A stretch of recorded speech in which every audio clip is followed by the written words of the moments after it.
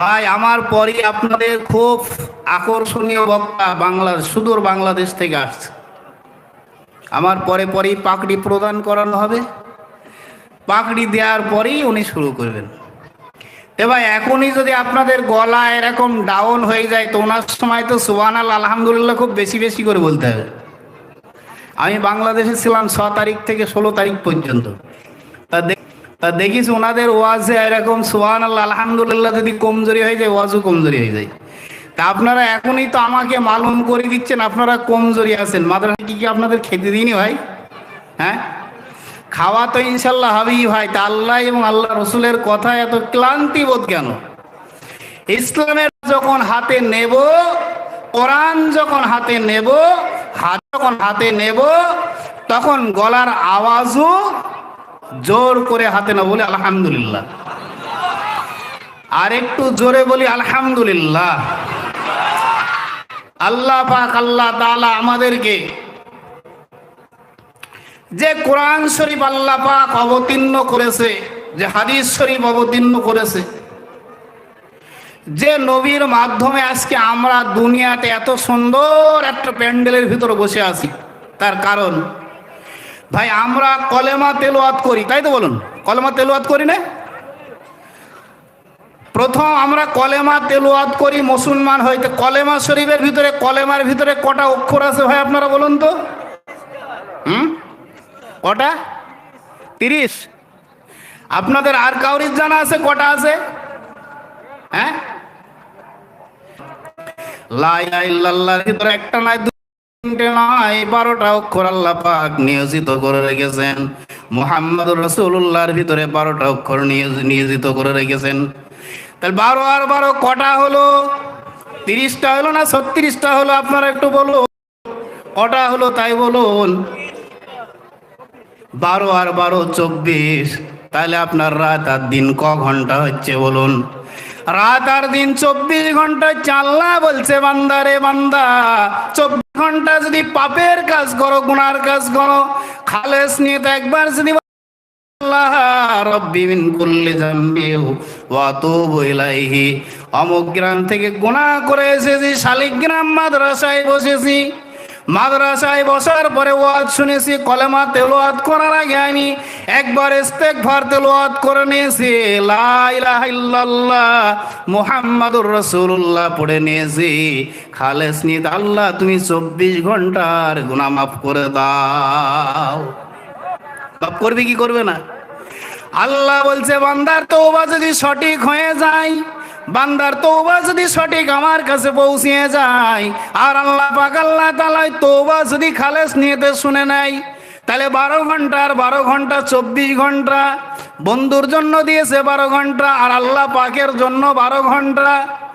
এই 12 ঘন্টার 12 ঘন্টা 24 ঘন্টার গুনাহ যদি বান্দা করে ফেলে দেয়, আল্লাহ বলছে খালেস নিয়তে যদি তওবা করে দাও, আমি আল্লাহ পাক আল্লাহ তাআলা 24 ঘন্টার গুনাহ মাফ করে দিই। আল্লাহ পাক আল্লাহ তাআলা আজকে আমাদের দেশের প্রধানমন্ত্রীদের কাজ, এমএলএ এমপিদের কাজ, এই যে ঘরের কোটা চলছে, কত গুতুগুতির কাজ চলছে দেখুন। আর আপনার নবী আমার নবী তথাপি আল্লাহ পাক আল্লাহ তাআলা বলেছেন ফজরের নামাজ কয় রাকাত দিয়েছে আপনাদের কাছে বলুন তো? ফজরের নামাজ 4 রাকাত। প্রথম 2 রাকাত নামাজ কি নামাজ? সুন্নত নামাজ। তারপরে 2 রাকাত ফরজ নামাজ। আল্লাহ পাক আল্লাহ তাআলা বলছে আমি নেয়ার আগে আমার বন্ধুকে 2 রাকাত সুন্নত নামাজ দিয়েছি, তাই তো বলো না? আর আমরা বলছি আমার ভাইপোকে আগে দেবো, আমাকে আগে আমি নেবো, নেওয়ার পরে যদি থাকে তাহলে পাড়া প্রতিবেশী পাবে, আর না হলে পাবে না। কত গুতুগুতি চলছে। আপনাদের এলাকায় হচ্ছে কিনা জানি না, তো আমার যে গ্রামে বাড়ি আনন্দবাস, নিশ্চয় হয়তো আপনারা আজকে আমাকে নতুন দেখছেন না।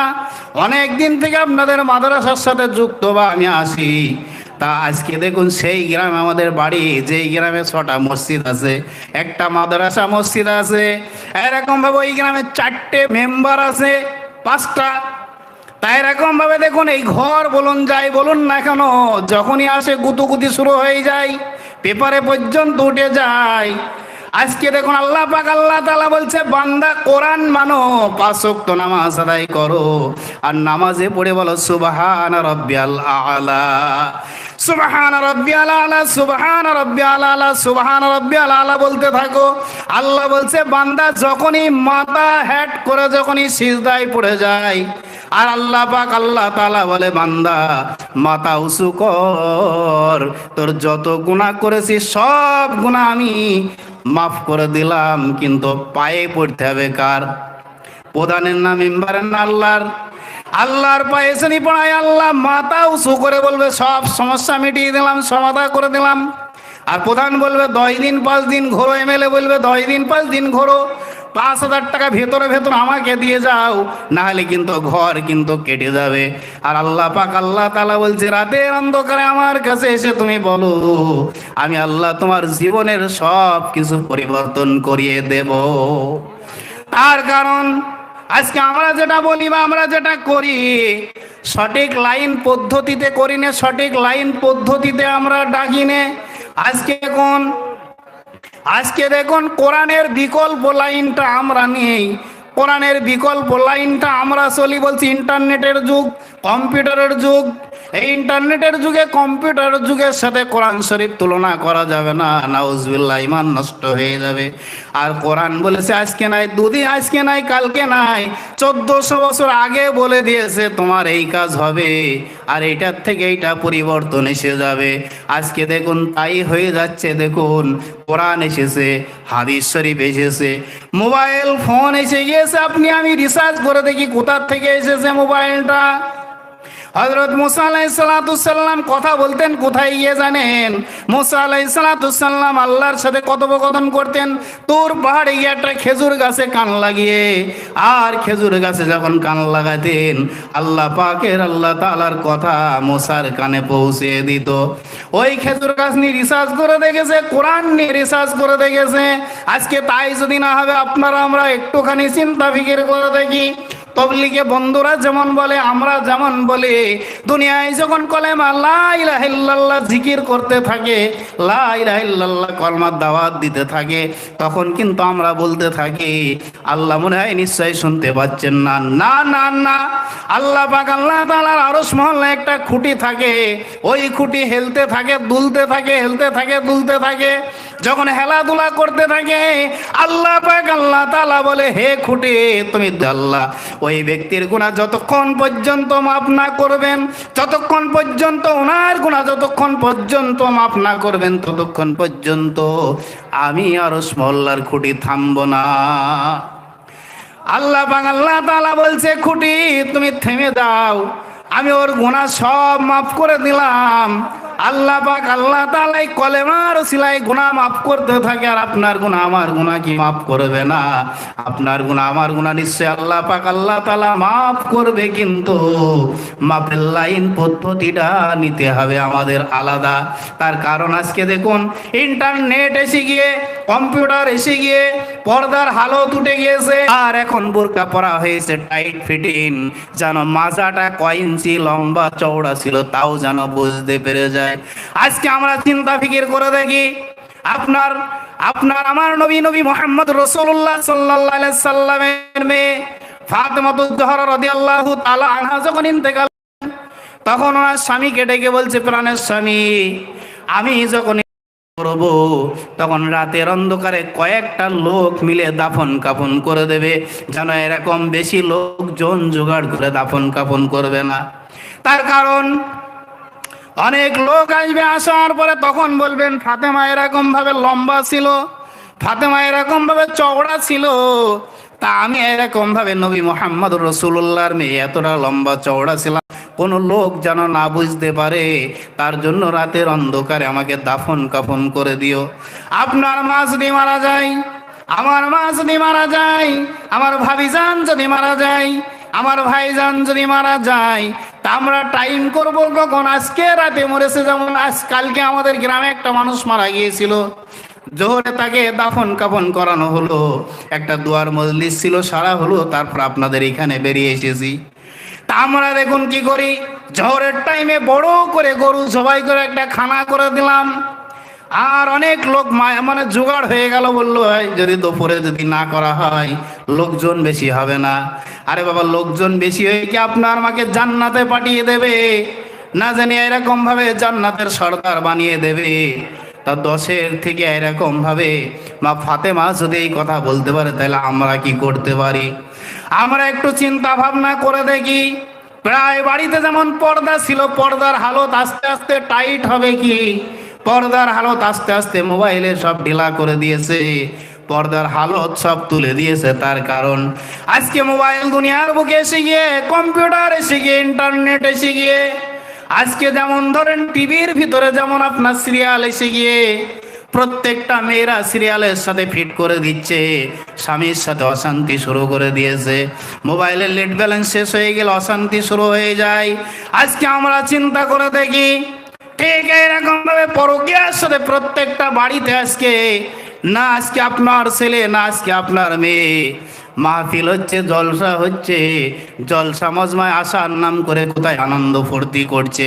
কোরআন যেটা বিরুদ্ধ করেছে, কোরআন যেটা বাইরে বলেছে, কোরআন যেটা পর্দা করতে বলেছে, কোরআন যেটা বলেছে নিষেধ করে দিয়েছে, সেই কাজটা আজকে দেখুন জলসার মাধ্যমে এসে যাচ্ছে।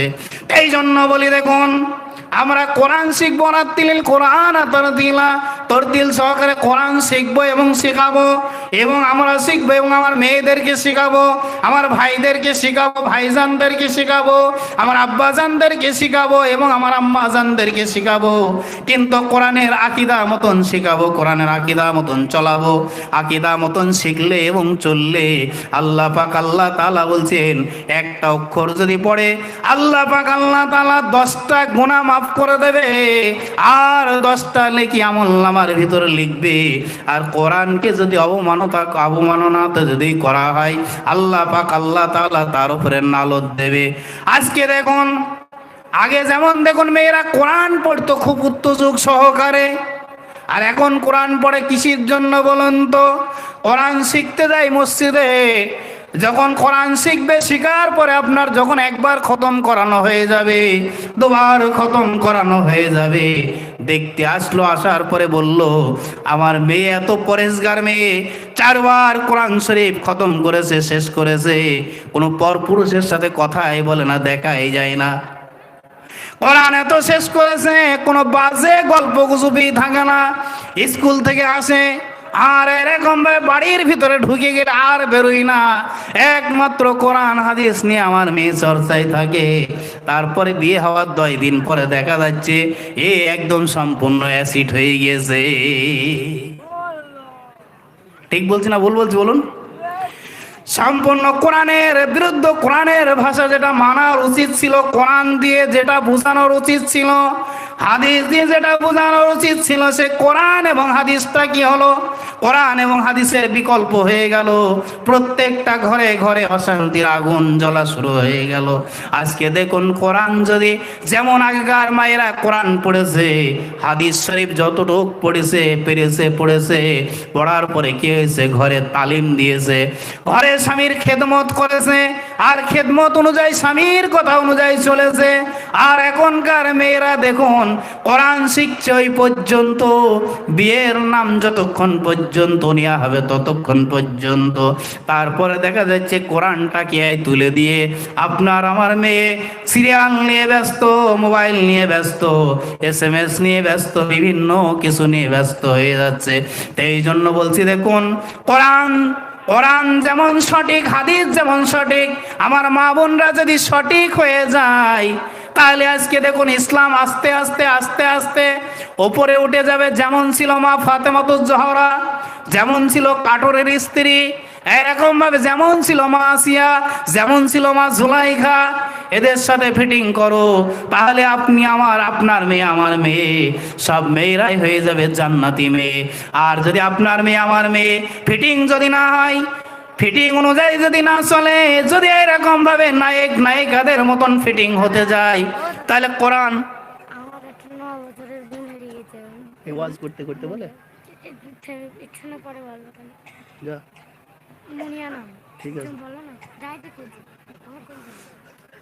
আল্লাহুম্মা সাল্লি আলা সাইয়্যিদিনা মুহাম্মাদি ওয়া আলি মুহাম্মাদিন।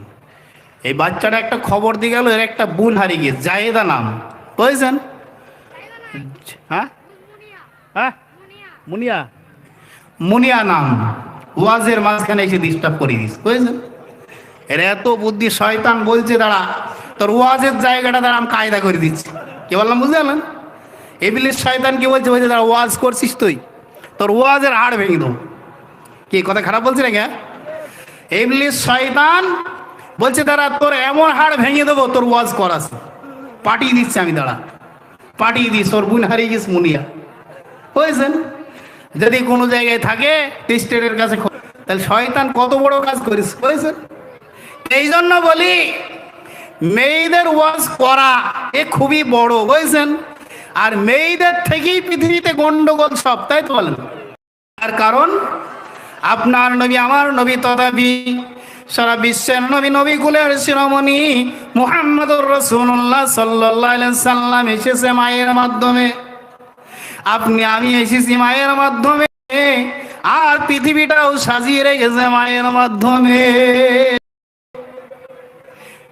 তার কারণ দেখুন, আল্লাহ পাক আল্লাহ তাআলা ওলি আনিয়েছে তাও মায়ের মাধ্যম দিয়ে, নবী আনিয়েছে তাও মায়ের মাধ্যম দিয়ে। মায়ের মাধ্যম ছাড়া কেউ আসেনি, বিনা ভাবে পয়দা হয়েছে তাও কিন্তু মায়ের মাধ্যমে। আল্লাহ পাক আল্লাহ তাআলা ওই অক্ষরটার মধ্যে এত ফায়দা রেখেছে, বা এত ফায়দা রেখেছে, ওই অক্ষর দিয়ে যদি বিশ্লেষণ করা হয় ঘন্টাকে ঘন্টা চলে যাবে। আলিফ বা তাতা, আলিফ বা তাসার থেকে যদি ইয়া পর্যন্ত ব্যাখ্যা করা হয়, তাও এই অক্ষরটার ব্যাখ্যা মনে হয় শেষ হবে না।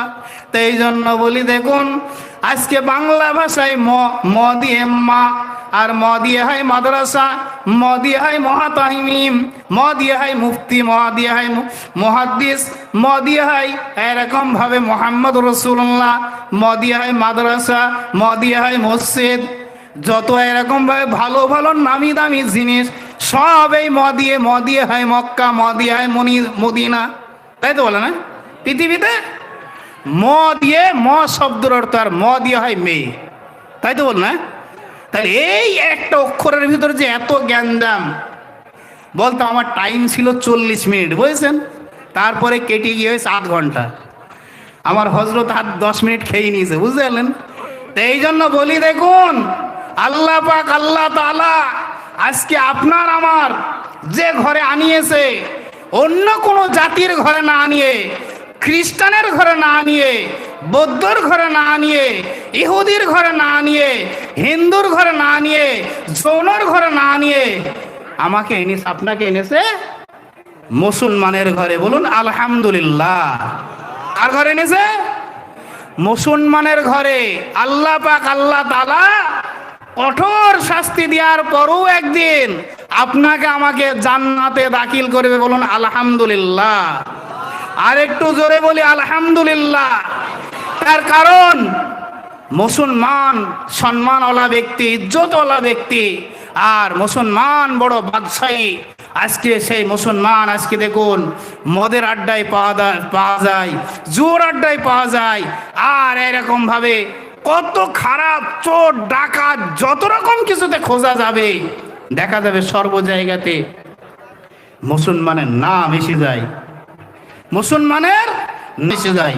তাহলে আজকে আমরা চিন্তা করি, কোরআন বলেছে, হাদিস বলেছে পর্দা করো। খালি ওই একটা অক্ষরের কথাটা বলি, আমি বললাম মেয়েদেরকে, কাদেরকে না ছেলেদেরকে বলেছে? মেয়েদেরকে পর্দা করো। আর পবিত্র কোরআন বলেছে সোনার থেকেও ওদেরকে কি করেছি, দামি করেছি। তাহলে সোনা কোথায় থাকে? সিন্ধুকের ভিতরে থাকে না? এত সুন্দর জায়গায় প্যাকেট করে রাখা হয়, চোর ডাকাত 7 দিন খুঁজলো এসে পাবে না, তাই তো বলে না? চোর ডাকাত 7 দিন যদি এসে খোঁজে তাও কিন্তু ওই সোনা পাবে না।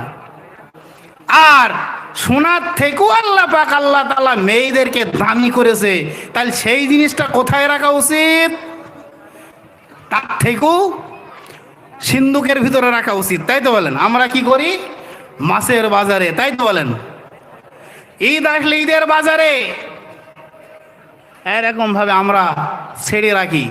তে ভাই, আমরা যে কথা শুনবো বা যে কথা শোনার জন্য বিশেষ করে আমরা এসেছি, শুনে কিন্তু এই গুলবাগ মাদ্রাসায় যে আমার হজরতরা এত পরিশ্রম করে, এত কিছু অ্যারেঞ্জমেন্ট করে, এত কিছু তৈরি করার পরে যে আমরা শোনার পরে এইখানেই রেখে চলে যাব, তাই এই কাজটা আমরা করব না। কারা কারা রাজি আছি ভাই শুনে নিয়ে যাবো? একটু হাত তুলি তো ভাই। ওয়াজ শুনে কারা কারা নিয়ে যাবো? এই সাইড ও সাইড মনে হচ্ছে ভিতর ভিতর যারা হাত তুলেনি এরা মনে করছে আমাদের হাত দেখতে পাবে না, তাই তো বলেন? এরা নিয়ে যাবে না, এরা মাদ্রাসার খাবে, মাদ্রাসায় শুনবে এবং মাদ্রাসায় রেখে চলে যাবে। মুফতি আব্দুল আলিম যে এত পরিশ্রম করে বাংলাদেশ থেকে বক্তা করে, এদেশ ওদেশ থেকে বক্তা করে হ্যান্ডবিল ছাপিয়ে এরকম আপনাদেরকে একের পর এক মিটিং ডেকে আপনাদেরকে আল্লাহ এবং রসুলের কথা শুনিয়ে এই এলাকায় হৃদায়ত পূর্ণ করবে, তা সেই হৃদায়তটা আপনারা নেবেন, তারপরে ওনার সার্থকতা বজায় হবে। আর আপনারা যদি শোনার পরে রেখে গুলবাগ মাদ্রাসায় রেখে চলে যান তাহলে কোনো ফায়দা আসবে না। তাই এই জন্য বলছি যে ভাই আমরা শোনার পরে প্রথমেই আমি যখন বসেছি বলেছি আমল করার নিয়তে শুনবো আর আমল করব। আর আপনার আমার কথায় যদি একজন নামাজি হয়ে যায়, আপনার আমার কথায় যদি একজন পর্দাওয়ালা হয়ে যায়, আল্লাহ পাক আল্লাহ তাআলা ওকে সামনে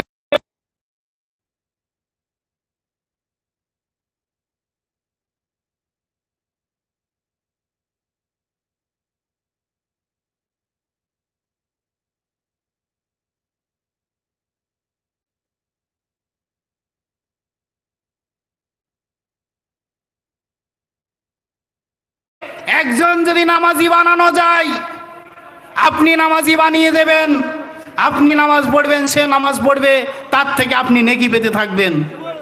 এই জন্য বলি আপনার দাওয়াত কেন এরকম ভাবে বন্ধ থাকবে?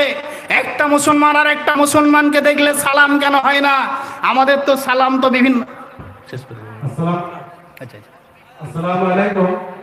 মা বোনদের উদ্দেশ্যে বলছি, আপনারা একটু জায়গা যেটা ফাঁকা রয়েছে সামনে থেকে আগে আসুন, পেছনে অনেক মা বোনরা বসতে পারছেন না।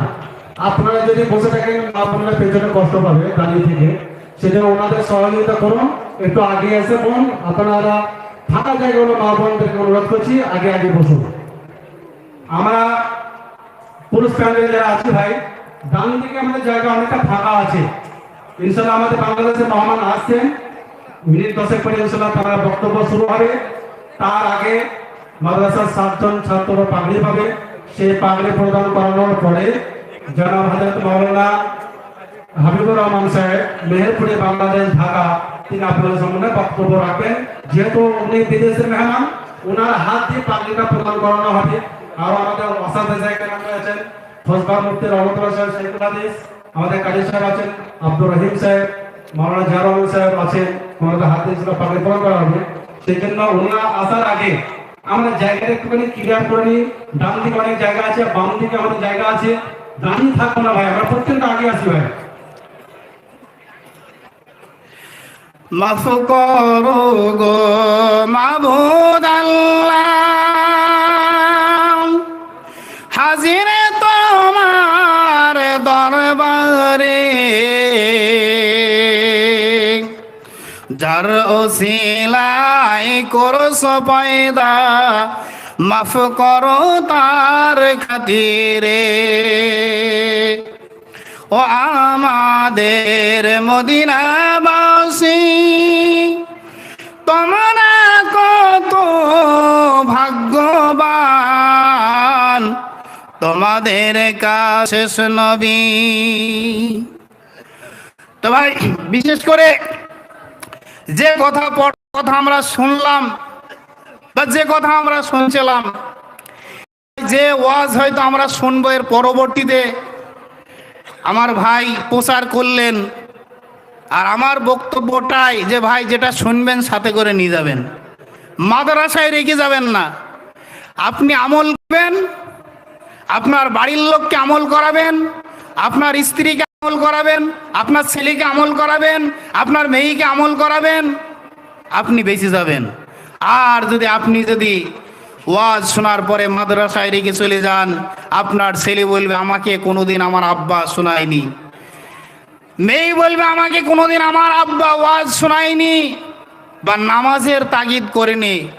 স্ত্রী বলবে আমার জন্য অনেক কিছু করেছে, অথচ আমাকে কোনোদিন নামাজের কথা বলেনি।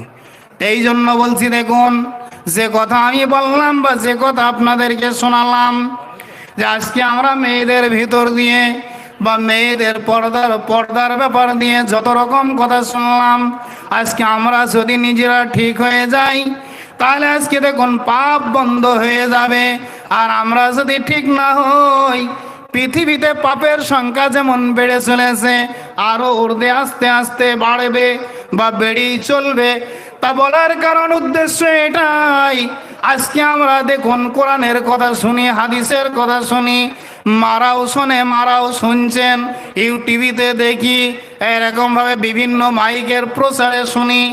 আর যতদিন পর্যন্ত দুনিয়ার বুকে বেঁচে থাকবো ততদিন পর্যন্ত কোরআনের কথা শুনবো বা ততদিন পর্যন্ত শুনতে থাকবো।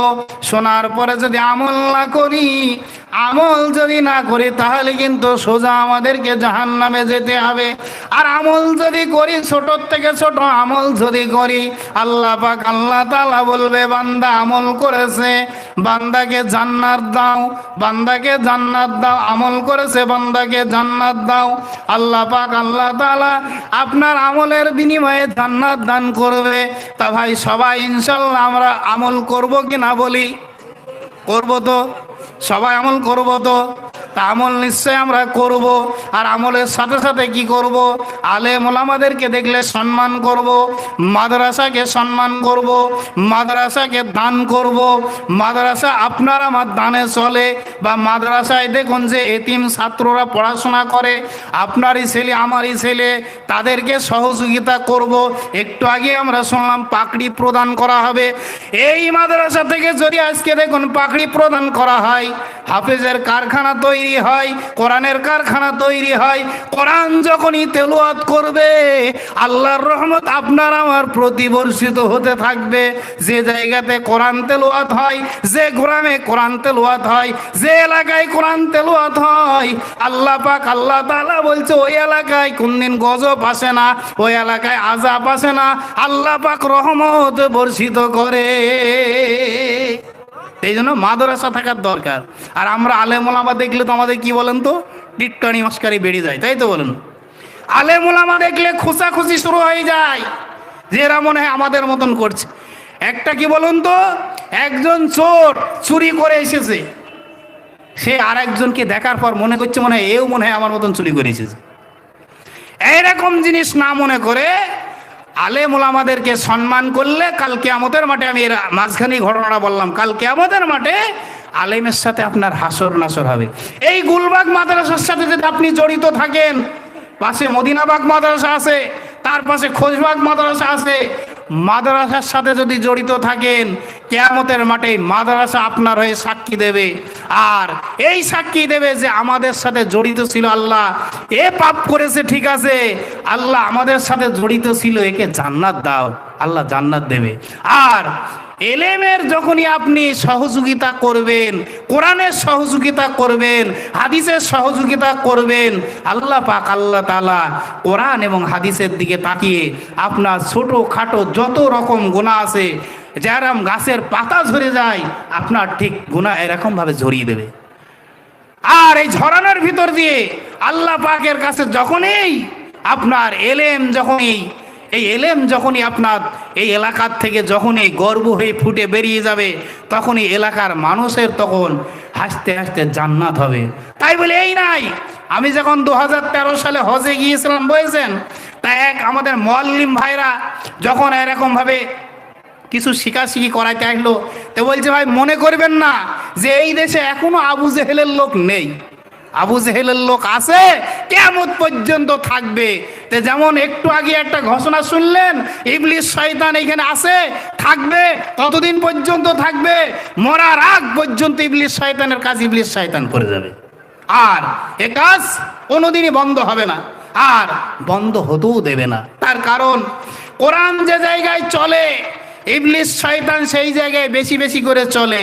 মাদ্রাসায় আপনি ছাত্র দেবেন ভালো, বুঝেছেন, দুদিন যেই থাকলো, থাকার পরে মার জন্য মন খারাপ, আব্বার জন্য মন খারাপ, শিক্ষকদেরকে তখন প্রেশান করে মারে যে এরকম ভাবে আমি আর থাকতে পারছি না, আর পড়তে পারছি না। আপনারা যদি সংযোগ হয়ে শক্ত হয়ে যদি সেই মাদ্রাসার সাথে ছাত্রটাকে ছেলেটাকে জুড়ে রাখেন, তাহলে ও একদিন এরকম আলেম হবে, কোরআন শিক্ষা দেবে, হাদিস শিক্ষা দেবে। আর কোরআন হাদিস যখন শিক্ষা দেবে তখন আপনার আমার জন্য হয়ে যাবে গৌরব যে এরকম ভাবে না এলাকায় একটা আলেম হয়েছে। আর যখনই আপনার মদত পাবে, ইবলিস শয়তান যখনই মদত দিয়ে ছাত্র সেই ছেলেকে দিন থেকে মাদ্রাসা থেকে যখনই সরিয়ে দেবে, তখন এই ইবলিস শয়তান বড় একটা প্রাইজ পেয়ে যাবে যে না, আমি আজকে মাদ্রাসার থেকে একটা ছেলেকে বিতাড়িত করেছি। তাই এরকম কি বলুন তো, এই ওয়াজের ভিতর থেকে যখনই শুনতে শুনতে যখনই দেখবেন এরকম মানে কিছু ইবলিস শয়তান মার্কা এরকম মানে কাটি শুরু করে দেবে, ওয়াজ ভালো লাগছে না, চ একটু বাইরের থেকে ঘুরে আসি, বাদাম খেয়ে আসি, মেলা দেখে আসি, পিসাব ফিরে আসি, তাই তো বলেন। তার মানে মনে করতে হবে ভিতরে কাটি শুরু করে দিয়েছে। এই কাটি যতক্ষণ পর্যন্ত চলবে ততক্ষণ মনে করবেন ইবলিস শয়তান কাজ করছে, আর কাটি যখন চলবে না তখন মনে করবেন না এবার ওয়াজ চলছে। তে ভাই, আল্লাহ পাক আল্লাহ তাআলা ওই ইবলিস শয়তান থেকে আপনাকে আমাকে হেফাজত করুক। প্রত্যেকটা মানুষের ভিতরেই দেখবেন ভালো এবং খারাপ, আর খারাপ এবং ভালো দুটো দিক এসে যায়। যখন খারাপ কাজটা করে তখন মনে করে আমি যে কাজটা করছি এটাই ঠিক, এই কাজটাই ঠিক। তারপরে লাস্টে দেখা যাচ্ছে না, যে কাজটা করেছে এটা সম্পূর্ণ বেঠিক। একটা ঘোষণা, মেহমান প্রায় কাছাকাছি চলে এসেছেন। যে সমস্ত ছাত্র ভাইরা পাগড়ি প্রদান পাবে তাদের নাম ঘোষণা করছি, এবং তার সাথে সাথে আমি গার্জিয়ান পক্ষ লোকদেরকেও ডাকছি। ছাত্ররা হাজির হয়ে গেছে, আমি তার গার্জিয়ান অর্থাৎ তার আব্বা বা গার্জিয়ান যারা এসেছেন তারা স্টেজে এসে পৌঁছাবেন। হাফেজ তহিদ মন্ডল, পিতা সাহার আলী মন্ডল, গ্রাম ঝিটকিপোতা, থানা কোতোয়ালি। সাহার আলী সাহেব যেখানে থাকেন স্টেজে এসে মঞ্চে পৌঁছান। আমাদের মাদ্রাসার সভাপতি সাহেব মাওলানা নুরুদ্দিন সাহেব যেখানে থাকুন না কেন আপনারা স্টেজে এসে পৌঁছান। মুজিবুর রহমান সাহেব।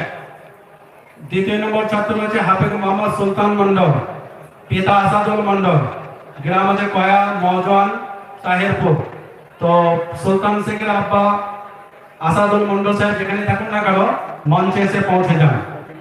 হাফেজ সাজিদ বিশ্বাস, পিতা সাহাবুল বিশ্বাস, গ্রাম গড়ুয়াপোতা মামজোয়ান তাহেরপুর, যেখানে থাকুন না কেন তার আব্বাকে আমি আবেদন করছি যে আপনারা স্টেজে এসে পৌঁছে যান। হাফেজ সুলাইমান ধাবর, পিতা হাফেজ মাওলানা আনোয়ার হোসেন সাহেব, হযরত মাওলানা আনোয়ার হোসেন সাহেব যেখানে থাকুন না কেন আপনি স্টেজে এসে পৌঁছে যান।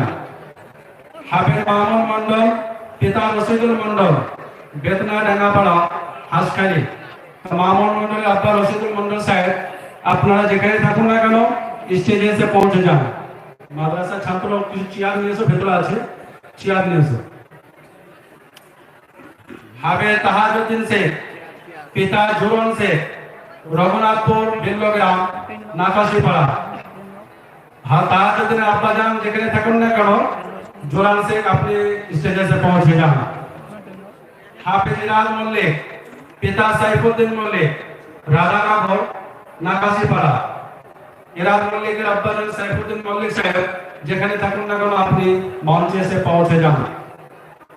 আমাদের মেহমান আসেনি, যেহেতু ওনার অপেক্ষায় আমরা বসে আছি, আপনাদেরও কষ্ট দেওয়া হচ্ছে, যেহেতু টাইম 9টায় ফিক্সড করা হয়েছে। ইনশাআল্লাহ উনি আর 2 মিনিটের মধ্যে মাঠ রাস্তায় এসে আছেন, ওনার হাতে পাগড়ি প্রদান করানো হবে ইনশাআল্লাহ। তারপরে আমাদের ওনার মেহমানের বক্তব্য শুরু হবে ইনশাআল্লাহ। ভাই, খুব খুশির সংবাদ, 7টা ছেলে মাদ্রাসার থেকে পাগড়ি পাচ্ছে। কটা? 7টা ছেলে, 7টা ছেলে কোরআনে হাফেজ হচ্ছে। আমাদের রাউতারা মাদ্রাসার সম্পাদক সাহেব ডাক্তার দৌলত আলী মন্ডল সাহেব আপনি যেখানে তখন মঞ্চে এসে পৌঁছান। রাউতারা মাদ্রাসার সম্পাদক ডাক্তার দৌলত আলী মন্ডল সাহেব আপনি যেখানে থাকুন না কেন মঞ্চে আসুন। ভাই, আমরা একটু যে 7টা ছেলে পাগড়ি পাচ্ছে বা কোরআনে হাফেজ হয়েছে, সবাই একটু আমরা দোয়া করবো এদের জন্য, যেন আল্লাহ পাক এদের হেফজটা পূর্ণাঙ্গভাবে ইয়াদ রাখা, এবং আপনাদের প্রত্যেকটা এলাকার থেকে আপনাদের কাছে আর্জি যে প্রত্যেকটা বছরই আমি আসি দেখি 5টা বা 7টা বা 9টা ছেলে পাকড়ি পাই। আপনারা এইভাবে ছেলে দেবেন, তাহলে হাফেজ তৈরি হবে, মৌলানা তৈরি হবে, আলেম তৈরি হবে। তা ভাই ইনশাল্লাহ ভাই আমরা প্রত্যেকটা এলাকার থেকে এই গুলবাগ মাদ্রাসায় আমরা ছাত্র দেওয়ার জন্য আজকে থেকে এরাদা করি ভাই। ইনশাল্লাহ ভাই আমরা দেবো তো ভাই, যার যা বাচ্চা আছে দেবো, না হলে নাতিকে দেবো, না হলে কি বলেন তো এরকমভাবে যে হাফেজের এরকম যেন আমি এরকমভাবে দাদা হইতে পারি, হাফেজের যেন এরকমভাবে নানা হইতে পারি, হাফেজের যেন এরকম নানি হইতে পারি। মাদের একটা এরাদা যে হাফেজের যেন আমরা নানি হইতে পারি, হাফেজের যেন দাদি হইতে পারি, বা হাফেজের মা হইতে পারি, হাফেজের আব্বাজান হতে পারি। যারা হাফেজের আব্বা মা হবে তাদের মাথায় নূরের তাজ পরানো হবে। কিসের তাজ? নূরের তাজ পরানো হবে। বলবে এরা কারা? এরা তো কোনো আলেম নয়। বলবে এরা আলেম নয়, ঠিক আছে, এদের সন্তান হাফেজ হয়েছিল। একটা যদি ইয়াদ করেনেওয়ালা ভালো হাফেজ যোগ্যমান ছাত্র থাকে বা শিক্ষক হয় বা যোগ্যমান হাফেজ হয়, 10টা ফ্যামিলি বিনা হিসাবে জান্নাতে নিয়ে যাবে। কিন্তু আপনারা যদি আপনাদের ফ্যামিলির থেকে সন্তান না দেন, যদি বলেন যে এরকমভাবে খুব ব্রেন ভালো ছাত্র, আমার ব্রেন ভালো ছেলে, একে ডাক্তার করাবো, একে প্রফেসর করাবো, একে ইঞ্জিনিয়ার করাবো, একে এরকমভাবে এরকম ব্যারিস্টার করাবো, অথচ তার মা মারা গেলে স্যুট প্যান্ট পরে গিয়ে দাঁড়াবে, বলবে হুজুর আমার মায়ের জানাজার নামাজটা পড়ান, আমার মা যা অন্যায় নাই করেছে তোমাদের কাছে জোড়হাত করে বলছে তোমরা ক্ষমা করে দিও। আর যদি পয়সা কড়ি পাই তাহলে আমার কাছে বলো, আমি তোমাদের ঋণ শোধ করে দেবো। বলে কি বলে না বলুন তো? কথা ভুল বলছি নাকি? জানাজা পড়ানোর আগে বলে আপনার সন্তান যদি হাফেজ হয় তাহলে চোখ বন্ধ করে দাঁড়িয়ে যাবে, আর দাঁড়ানোর পরে মায়ের জন্য জানাজার নামাজ পড়িয়ে দেবে, আব্বার জন্য জানাজার নামাজ পড়িয়ে দেবে, আর অন্তর থেকে দোয়া হয়ে যাবে, আল্লাহ পাক তাকে হাসতে হাসতে জান্নাত দান করবে। কিন্তু হাফেজ আলেম তৈরি করতে হবে। হাফেজ আলেম যদি তৈরি না করেন তাহলে আপনার আমাকে বা আপনাকে বা আমাকে কি ওইভাবেই জোড়হাত করে দাঁড়াইতে হবে, যে জোড়হাত করে দাঁড়াইতে হবে এইভাবেই, যে আমার মায়ের জন্য আপনারা দোয়া করবেন, আমার ভাইজানের জন্য দোয়া করবেন, আমার আব্বাজানের জন্য দোয়া করবেন। বলতে হবে কি হবে না বলুন? তার জন্য বলছি হাফেজ যদি বরাবরই নাও হয়, যাতে চলাফেরা করার মতন, ইসলামী নিয়ম কারণের ভিতরে চলার মতন, আকীদার ভিতরে চলার মতন, সুন্নাতি তরিকা অনুযায়ী চলার মতন, যাতে আপনি মারা গেলে, আমি মারা গেলে, আমার ভাই মারা গেলে সামনে দাঁড়িয়ে যেন জানাজার নামাজটা পড়াইতে পারি, সুস্থ সবলভাবে নামাজটা পড়তে পারি, সেই রকমভাবে দ্বীন ইসলামের উপরে টিকে থাকা। আর দ্বীন ইসলামের ওপর যদি এইভাবে যদি টিকে থাকি, আল্লাহ পাক আল্লাহ তাআলা বলবেন সন্তানের বিনিময়েও জান্নাত দেবে, তার আমলের বিনিময়েও জান্নাত দেবে। এই জন্য বলি ভাই, চিন্তা ভাবনা ধারণা চাই, একটা করে আলেম ঢুকায়, একটা করে মাওলানা ঢুকায়, একটা করে মুফতি ঢুকায়, নাহলে একটা করে কারি সাহেব ঢুকায়, নাহলে একটা করে হাফেজ সাহেব ঢুকায়, সেই বাড়ির আখলাক চরিত্র পরিবেশ সব কিছু পাল্টিয়ে যাবে। এবং আপনাকে কাউকে ডাকতে হবে না যে ইমাম সাহেব আসুন আমার বাড়িতে একটু দোয়ার বসাবে, আমার বাড়িতে আসুন।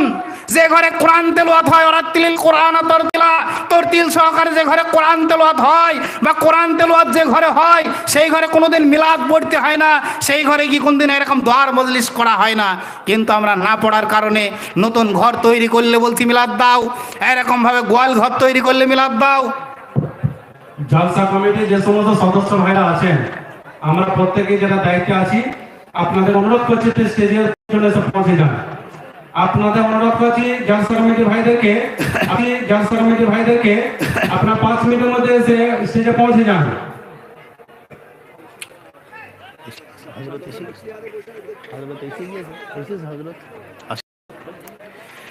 তা ভাই যে কথা বিশেষ করে বলছি, আমরা হয়তো ওই নিয়মে যদি চলি বা বলি, একদিন আমরা কাল কিয়ামতের মাঠে ঠিক আমরা উঠে বলতে পারবো আমি হাফেজ সাহেবের আব্বা, আমি হাফেজ সাহেবের দাদা, আমি হাফেজ সাহেবের দাদি, আমি হাফেজ সাহেবের নানি, আমি হাফেজ সাহেবের অমুক বলতে পারবো। আর যখনই বলা হবে আল্লাহ পাক আল্লাহ তাআলা বলবে কারা ছিলে বা কোথায় আসো, কিভাবে আসো, কোন হালতে আসো, তখন বলবে আমার একটা বন্ধু বড় গুনাহ করেছে, অমুক ব্যক্তি, তাকে না নিতে আমি জান্নাতে যাব না? আল্লাহ পাক আল্লাহ তাআলা তখন বলবে তাকে সাথে করে নিয়ে জান্নাতে যাও। আজকে আমরা চিন্তা করি হাফেজ ও আলেম ওলামা মাদ্রাসায় দিয়ে আমরা বলি যে মাদ্রাসায় ছেলেদের দিয়ে জীবনটা বেকার করে দিলাম। মাদ্রাসায় দিয়ে ছেলেটা বেকার হয়ে গেল, ওই 6,000 7,000 টাকা মাইনে আর চলে না। আজকে আমরা চিন্তা করে দেখি 6,000 7,000 8,000 টাকা মাইনের বিনিময়ে একটা ইমামতি করাতে তার জামা ইস্ত্রি করা ছাড়া গায়ে হয় না, ইস্ত্রি করা থাকে। ইস্ত্রি করা জামা দেখে সবাই তাকায় যে আমাদের হুজুর এত ইস্ত্রি করা জামা গায়ে দিয়ে বেড়ায়। আর আপনার আমার গ্রামে মাস্টারি চাকরি করে 20-22 হাজার টাকা মাইনে, 25,000 টাকা মাইনা। তারপরে জিজ্ঞাসা করা হয় মাস্টার মশাই কেমন আছেন, বলে আর বলেন না, তার কারণ ভাত হচ্ছে না। এই বিল মিটাইতে মিটাইতে মিটাইতে গিয়ে দেখা যাচ্ছে মাসের শেষে আর 1 টাকাও থাকে না। 25,000 টাকায় চলে না, 7,000 টাকায় জামা ইস্ত্রি করা গায়ে দেয়। এ বরকত কার? এ বরকত একমাত্র আল্লাহর। তার ঘরে কোনো অভাব নেই, শান্তির সাথে আছে, শান্তির সাথে চলছে। এই জন্য বলছি আল্লাহকে মানা হচ্ছে, আল্লাহর ধর্ম প্রচার করা হচ্ছে এবং আল্লাহর কাছে। ভাই আমরা মাদ্রাসা গেটের সামনে থেকে ভিড়ভাড়টা করি না ভাই, মেহমান ঢুকছেন, আমরা রাস্তাটা ক্লিয়ার দিয়ে দিই, দক্ষিণ সাইডে আমরা চলে আসি। আমাদের মাদ্রাসা ভলেন্টিয়ার ভাই যারা আছেন মাদ্রাসা গেটের রাস্তা থেকে ক্লিয়ার করুন, দক্ষিণ থেকে বসে ব্যবস্থা করুন।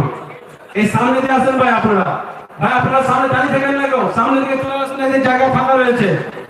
দক্ষিণ সাইডে চলে আসুন, দক্ষিণ সাইডে সবাই চলে আসেন, ভলেন্টিয়ার ভাইরা মাদ্রাসা সদস্য সবাই যারা আছেন মেহমানদের বসে ব্যবস্থা করুন। দক্ষিণ দিকে অনেক জায়গা ফাঁকা রয়েছে, চলে আসেন আপনারা। হ্যাঁ ভাই, আপনারা যে বসছেন না, দাঁড়িয়ে দাঁড়িয়ে দেখছেন।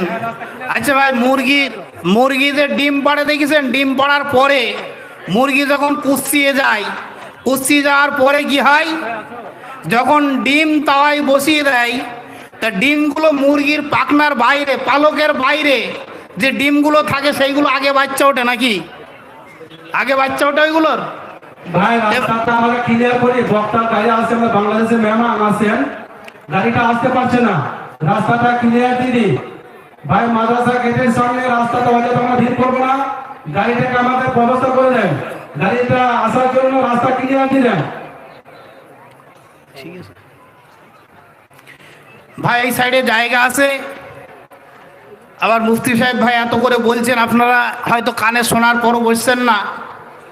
স্টেটের আমাদের ডান হাতের দিকে জায়গা ফাঁকা আছে, অনেক জায়গা আছে।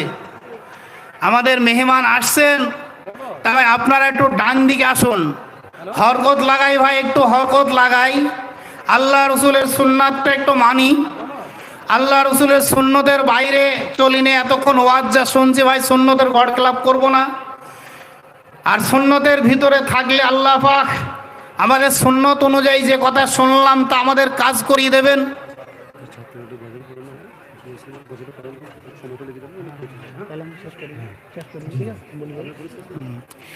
তা ভাই, এতক্ষণ পর্যন্ত আমরা কোরআন থেকে, হাদিস থেকে, বিভিন্ন দিক থেকে আলাপ আলোচনা যা শুনলাম, শোনার থেকে ভাই আমাদের প্রত্যেককে বেশি বেশি করে আমল করার, মানার তৌফিক দান করুক। আর আমি এতক্ষণ পর্যন্ত আপনাদের সামনে যা কথা রেখেছি, ছোট ভাই মনে করে, গুনাহগার মনে করে, আপনারা নিজের অন্তরস্থল থেকে কোনো কথাই যদি